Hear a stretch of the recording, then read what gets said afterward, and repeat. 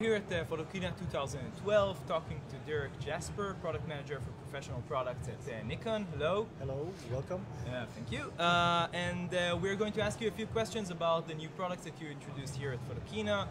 First question, maybe about the D600. Can you maybe tell us a few details about the subtle differences between the D600 and the D800? Maybe besides, size and sensor, light metering, storage.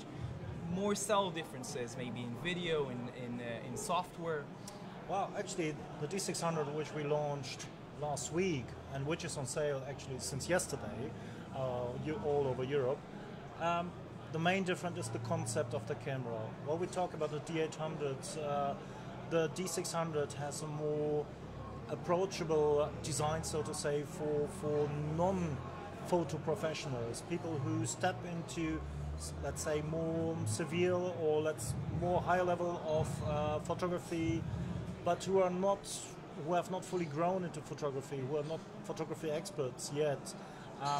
They will find that a camera like this, which is offering auto modes and scene modes, much more approachable than probably a D800, which gives you no guidance like this for the beginner. So you need to have a certain level of expertise to handle a D800 or D4 camera. Talking about the differences, yes, size and weight, of course, are there.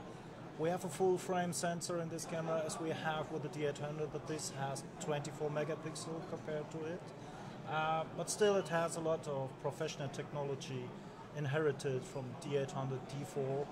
So we have, for example, the body, though it is more compact and lightweight, of this camera is sealed against moisture and dust to the same extent as the D800, which is considered as a professional camera. And on the other hand, we have the full video you have from the D800, you have here as well, so you have uncompressed HDMI out. So also for the filmer, it is quite interesting to have this camera actually, with a whole story behind with shallow depth of field and so on and so on. You know that from D800. Yeah.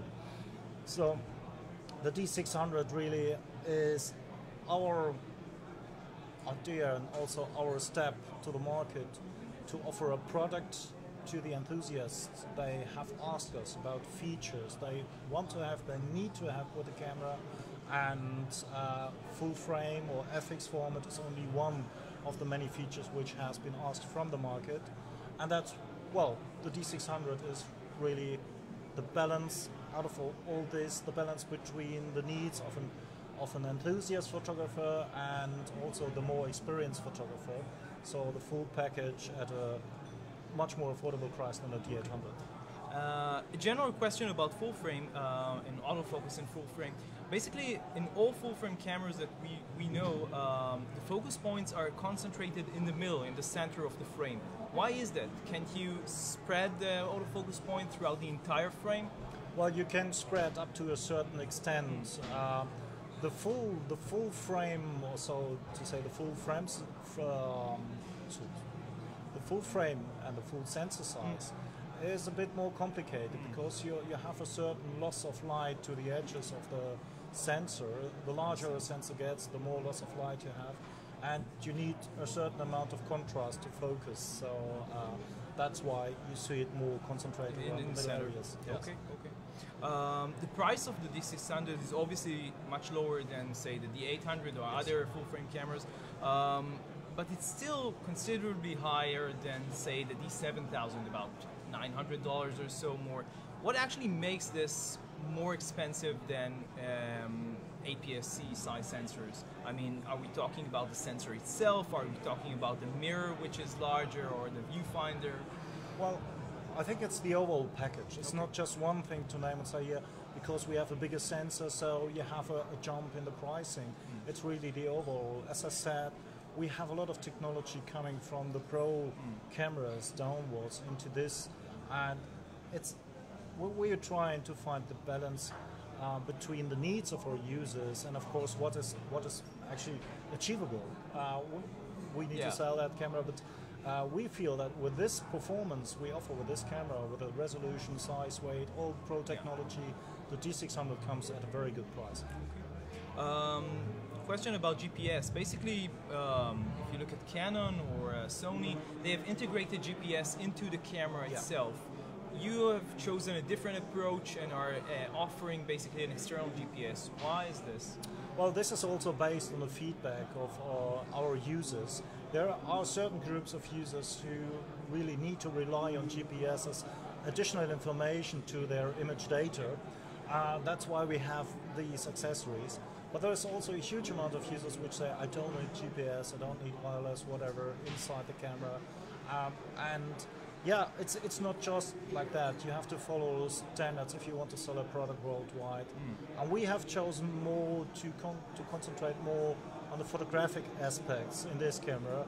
And that makes it, if we look into the products from other manufacturers, all of them have different ideas of concept and target audience. So we think this is really a good package. Okay, and basically the same answer goes for Wi-Fi, if I would ask. I mean, an external yes, one. Yeah. I mean, we have an external Wi-Fi accessory, which is really reasonably priced. It's not much money to have that. The small one that the goes small with, one, exactly, and it's quite easy to use. It's one click on the dongle. It's one click on your smart device, and you're connected to the camera. It's WPS. We actually have a question about it later, so yes, no problem. we go back to that. Going to a different aspect of the D600 and full frame cameras in general, the A99, Sony's A99 have an articulated display, and basically none of your high-end models and even semi-high-end models, even the D7000, doesn't have an articulated display. Do you think that this simply doesn't fit in a semi or professional camera? The reason why we don't have that in pro cameras is actually that the pro camera has to withtake a lot of blows, and it's really working in the toughest environments you can see on Earth. If you see photojournalists doing their job during, whether we talk about UEFA Championships or just a press conference, it's the hell. They're running around with their equipment, it's dangling around. So everything which is protruding from the body is in the danger to be blown away, cut off, damaged, whatever. And that is certainly something we do not want to see with our products. Obviously. That's why. Okay. Question about the new Nikon UT1, which is an adapter which connects to an Ethernet, as far as I know today. Yes. Yeah. Which you also introduced basically with the D600, I think. Yeah, it was introduced to the very first. Basically, I mean, we're not sure how it works. I mean, you can connect an Ethernet line, but you can also connect a wireless transmitter to it. Yes, right? It's a kind of multi-purpose. There are people that need more the fast Ethernet connection, or people who want to rely on wireless or both. Okay. So what you can do is that you connect an Ethernet, and you will have a setup with an FTP server or whatever. And you can also have additional functionality with the WT5, which can be adopted together with the UT1. So it's multi-purpose. That's why we call it universal transmitter. Together, they have a functionality which none of them have separately. Yes, true. True. That is the functionality is basically the same as we have it with an existing accessory, which is called the WT4, which has been brought to the market earlier. I understand. This is more compact, actually, and much more reasonable to use. Okay. The now we're going to the smaller one, the WU1A. Yes. Basically, from B, what actually. B? Yes. Okay. For this camera, it's the B. The B. Okay. Sorry. Okay, a question about it. Basically, as far as I know, it can connect to applications on Android or on iPhone, but it cannot transfer images, for example, to a computer. Why is that? Well, the point is we want to keep that as simple as possible. Currently, we have the application for mobile devices, as you said, Android, and also on iOS, Apple Store.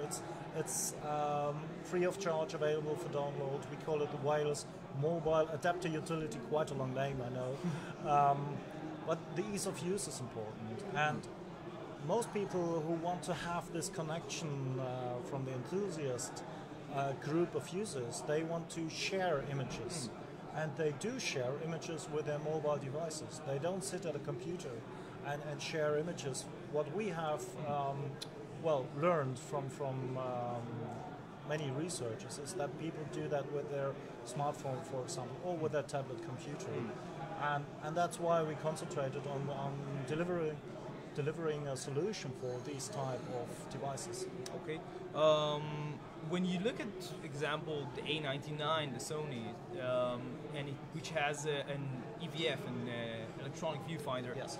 Do you see in the future maybe DSLRs, without, from Nikon, without optical viewfinder? I mean, do you think that this is the future, or are we going to stay with the optical viewfinder for many years to come? Well, if I could tell the future, I would be a rich man, I think, but unfortunately, I'm not.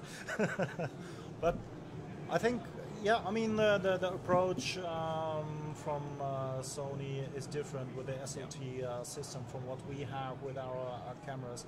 Of course, electronic viewfinders become more and more important, especially for compact camera systems or mirrorless camera systems. That is out of the question.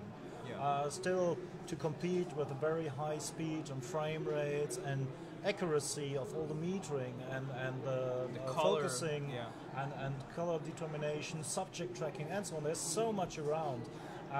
If we look into Nikon technology, we still feel this is still the best solution up for the technology available today. Okay.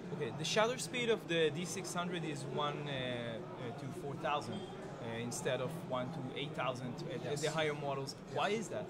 Well, actually, the 8,000ths of a second is a really extreme situation where you need to use that. Again, as I said, we need to balance between, let's say, the need of the enthusiast and the wishes of the enthusiast combined with the price of which your camera can offer. Actually, create 1/8,000th of a second requests so much more in terms of mechanical and kinetic energy and so on. So the whole system really has to take much more energy, and this would have a direct impact on pricing as well. Okay. So that's why. Okay. This is a general question. Is it feasible to create a 2x zoom lens with an aperture of, say, f2 instead of 3x zoom lens with an aperture of 2.8, which is what you currently have, say, 70 to 200 millimeter? Yeah. Each piece of, or let's say, each amount of light you want to add to go through a lens means extraordinarily, yes, you get much more size and weight to carry around. And I think, especially if we talk about the D600 and we try to attract an audience which is more enthusiastic, the concept of this camera is to be compact and lightweight.